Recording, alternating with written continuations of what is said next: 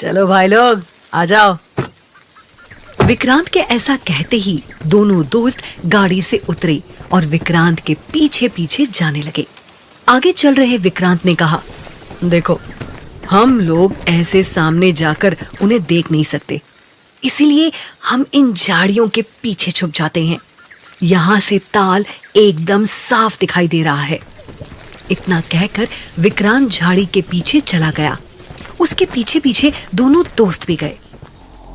एक नजारे की खातिर आज ये मरवाएगा, मैं कह रहा हूं, मधुकर ने कहा। दोनों दोस्त आपस में बातें कर ही रहे थे कि तभी शौर्य को कुछ आवाजें सुनाई पड़ी। उसने कहा, श्श्श, ये हंसने खिलखिलाने की आवाज उन्हीं की है। लगता है ये लड़कियां वही हैं जो ताल लीला करती हैं। इतना कहकर शौर्य पत्तियों को हटाकर ताल की तरफ देखने लगा और उसने जो देखा उससे उसकी आंखें फटी की फटी रह गईं।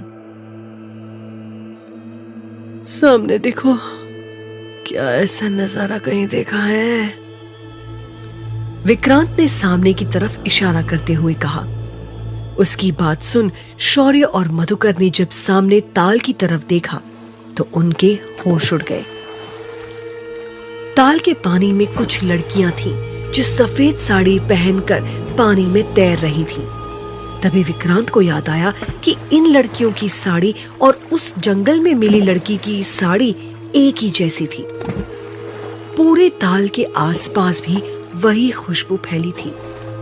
ताल में नहा रही लड़कियों की साड़ी कुछ इस तरह से लिपटी हुई थी कि उनके शरीर की बनावट साफ साफ दिखाई पड़ रही थी। इस दृश्य को देख कोई भी अपना सब कुछ भूल सकता था और यही हो रहा था विक्रांत और उसके दोस्तों के साथ।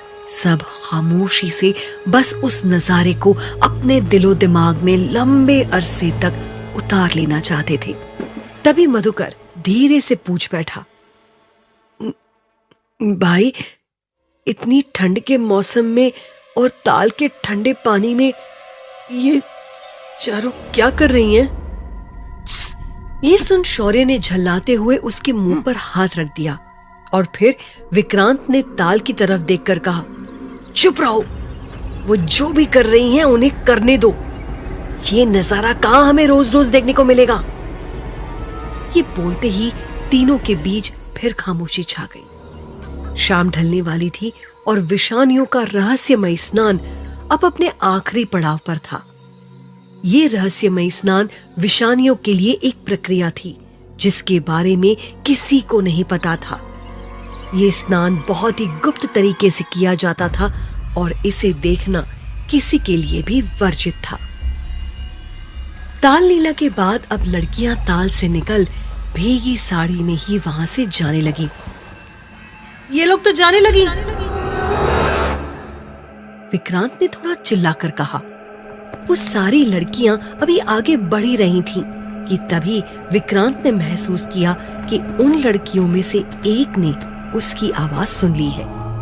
इधर विक्रांत कुछ समझ पाता या कुछ बोल पाता इससे पहले उस लड़की ने अपना सिर हिलाकर विक्रांत की तरफ देख कुछ इशारा किया। उस वक्त हल्की सी मध्यम रोशनी थी। विक्रांत उस लड़की के इशारे को समझ गया और उस इशारे को समझते ही विक्रांत खुशी से फूला नहीं समा रहा था। उसने मुझे इशारे से अपने पीछे बुलाया है, मन में कहते हुए विक्रांत झाड़ियों से बाहर निकला और उन लड़कियों के पीछे जाने लगा। उसने अभी कुछ कदम बढ़ाए ही थे कि तभी उसके दोनों दोस्त ने उसका हाथ पकड़ लिया। कहां भाई, अब कहां? हमें बस ये नजारा देखना था, शो खत्म, अब चलो यहां से भाई, अंधेरा होने को है। तुमने सुना नहीं कि अंधेरा होने के बाद यहाँ कोई भी मर्द नहीं रुकता, जो रुका सब पागल हो गया। पर विक्रांत कहाँ मानने वाला था। वो तो अब तक उस लड़की की खूबसूरती में खो चुका था। उसने दोनों पर झल्लाते हुए कहा, भाई अब कुछ मत बोलो, चलना है तो साथ चलो वरना चले जाओ। मैं तो चला उनके पीछे। विक्रांत के इतना कहने के बाद दोनों खामोश हो गए और दोनों विक्रांत के पीछे पीछे बेबस होकर सामने कच्ची सड़क की तरफ जाने लगे जिस तरफ वो लड़कियां गई थीं। थोड़ी देर बाद तीनों जब उस रास्ते पर आगे तक गए तो सामने उन्हें एक बहुत बड़ा भवन दिखा। उस भवन को जंगल के बीचों बीच देख तीनों बुरी तरह से चौंक गए। इतना बड़ा भवन कोई सोच भी नहीं सकता इस जंगल में। मुझे कुछ ठीक नहीं लग रहा। मधुकर ने घबराते हुए उस भवन को देखते हुए कहा, भाई ये भवन ही नहीं बल्कि बहुत बड़ा टाउनशिप है, शौर्य ने कहा। ये दोनों जहां भवन को देख शॉक्ड थे तो वहीं विक्रांत की नजरें उन लड़कियों पर थी जो अभी अभी मेन गेट से भवन के अंदर चली गई थी।